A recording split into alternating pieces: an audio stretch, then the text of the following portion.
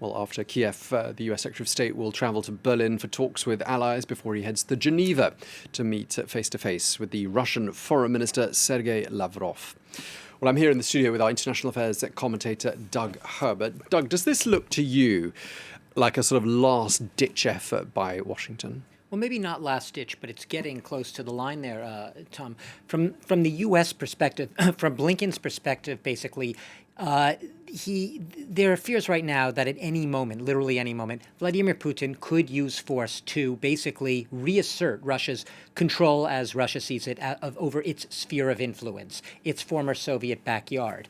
And there are real fears, and some people say overblown. The Russians are dismissing it as all hyperbole, but really fears that this could be sort of a new Cold War brewing up here. So he's looking for a diplomatic off-ramp, and the way he's doing it is he's in Ukraine, reiterating his support, as we just saw, for the Ukrainians. But he's also trying to coordinate, if you will, an approach with the Europeans, because the U.S. has been sort of adamant in its line, the official line being, we're not going to talk about Ukraine unless Ukraine's at the table. We're not going to talk about Europe unless Europe's at the table. He's trying to get everyone involved so you don't see fissures in this Western edifice when and if things come to the brink and they do want to take steps. So some of the things they're considering, for instance, export controls, limiting perhaps Russia's access to key technologies, including aviation equipment, semiconductor chips, so on and so forth, and perhaps what's called sort of seen as the nuclear option, potentially cutting Russia off from the SWIFT international global payment system, which would be a blow to the jugular, if you will. None of those steps have been taken yet,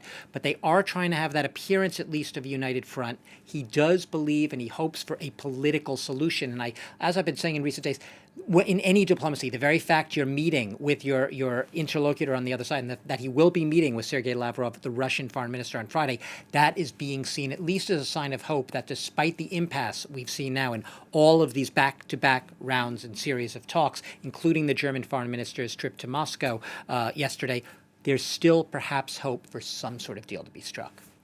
And you mentioned there possible measures that Europe and the United States could perhaps impose on Russia. You mentioned the SWIFT system and cutting Russia off. I mean, is there concern here in Europe, perhaps, that if sanctions are imposed, they might end up actually doing more damage to Europe than they'd do to Russia? And this is why absolutely, and this is why this mission, this trip by Blinken, is a heavy lift.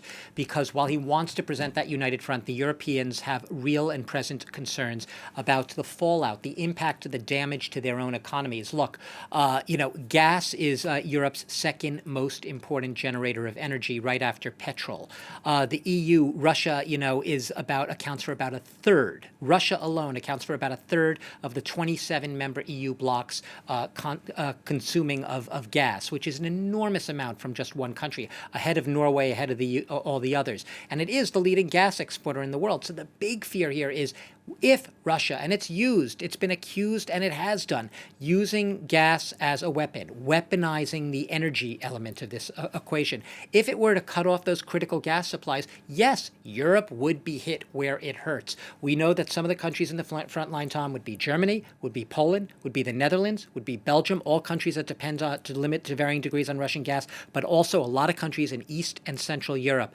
This is why Europe, unlike the U.S., would take a direct hit if and when Russia were to resort to those sort of retaliatory measures. And I'll just end with the idea that Russia has always been able to withstand sanctions from the West. And the irony is the sanctions, often the Russian people themselves end up blaming the West for the sanctions, not the leaders, not Vladimir Putin. So they often have the opposite political effect, at least, of those that the West intends. These sanctions would bite, but the Russians are very resilient. They're stoic. They know how to take it.